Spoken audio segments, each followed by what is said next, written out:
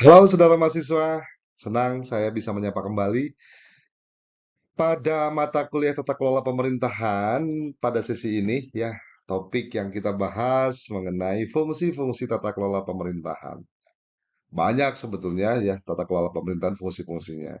Tapi yang akan saya bahas hanya 3 poin utama. Pertama adalah perencanaan ya, fungsi perencanaan. Kedua adalah fungsi perorganisasian dan ketiga adalah fungsi pendelegasian dan pengawasan.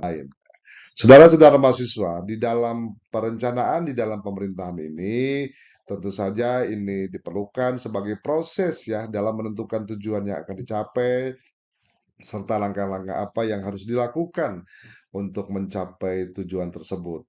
Di dalam pemerintahan tentu saja perencanaan menjadi hal yang penting dan menjadi pedoman di dalam penyelenggaraan pembangunan atau pemerintahan. Tentu saja kalau kita melihat ada yang disebut dengan perumusan APBN kalau di pusat, APBD kalau di daerah, atau APBDes kalau di tingkat desa. Itu kan bagian dari proses perencanaan juga, saudara-saudara. Nah, ini menjadi penting. Kemudian kita tahu bahwa fungsi perencanaan ini tentu saja untuk sebagai arah kebijakan ya. Jadi goal yang dicapainya itu nampak sebagai pedoman, pedoman yang dipegangi oleh para pelaksana kebijakan, para pejabat yang melaksanakan ya, otoritas dalam pelaksanaan program tersebut. Kemudian juga untuk menghindari atau mengurangi ketidakpastian karena sudah terencana dengan baik. Bahwa dalam perjalanannya kemungkinan ada perubahan dan lain-lain itu kan memang sesuai karena faktor eksternal atau hal-hal yang lain yang mempengaruhi. Mungkin saja gitu kan. Perencanaan juga berupaya untuk mengoptimalkan ya sumber daya yang dimiliki. Demikian agar tidak terjadi inefisiensi, tidak salah guna, tidak salah kaprah ya, begitu. Jadi ini menjadi penting dan perencanaan juga berupaya agar koordinasi antar lembaga sudah nampak, sudah bisa terdeteksi sejak dini ya, sejak awal sehingga ini dapat meningkatkan koordinasi yang baik antar lembaga gitu, sehingga tidak terjadi tumpang tindih.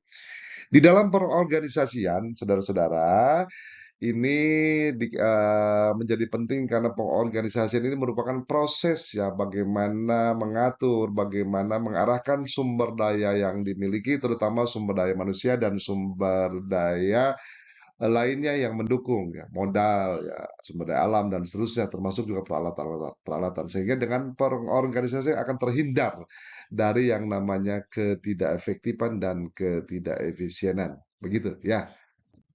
Saudara-saudara mahasiswa, berikutnya adalah masih related dengan perkuliahan sebelumnya bahwa ini diperlukan yang namanya desain struktur organisasi pemerintahan yang efektif.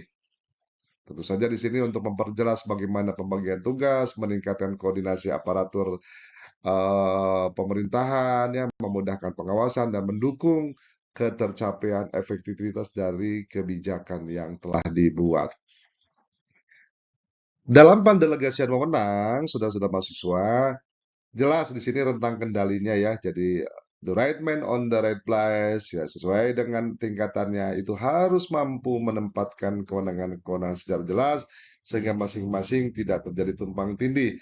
Ini tujuannya untuk meningkatkan efisiensi kerja ya, mempercepat pengambilan keputusan dan juga bagaimana mengembangkan ke depan atas apa jika didapat kekurangan atau kelemahan ya, seperti itu. Kalau rentang kendalinya jelas kan enak. Kemudian di dalam rentang pengawasan menjadi penting karena ini untuk mengontrol, menentukan koordinasi, meningkatkan efektivitas dan memperkuat atas pengendalian. Saudara-saudara mahasiswa, demikian kuliah kita pada sesi kali ini. Semoga Anda lebih optimal di dalam studi. Terima kasih. Salam.